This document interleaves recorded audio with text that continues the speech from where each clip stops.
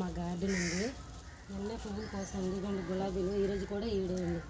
ఇదిగోండి ఇదొకటి ఇది 3 ఈడే అండి ఈరోజు గులాబీ పువ్వులు.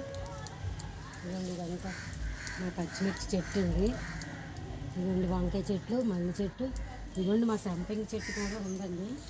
ఇదిగోండి ఇదంతా మొగ్గ సంపెంగ చెట్టు. ఇదిగోండి ఇదంతా మా సంపెంగ చెట్టు. అంత మొగ్గలండి, బాగా మొగ్గలు వస్తున్నాయి. పచ్చిమిర్చి బాగా రావట్లేదండి.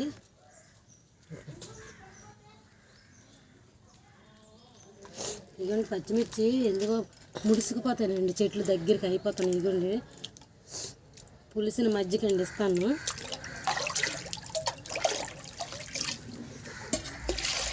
మూడు రోజులు పులబెట్టానండి. ఇది మా పెరుగు పులబెట్టి బాగా పంటగా చేసి మొక్కలకి స్ప్రే చేస్తామండి. ఇది స్ప్రే చేస్తే పచ్చిమిర్చికి బాగా వస్తాయి అనుకోండి.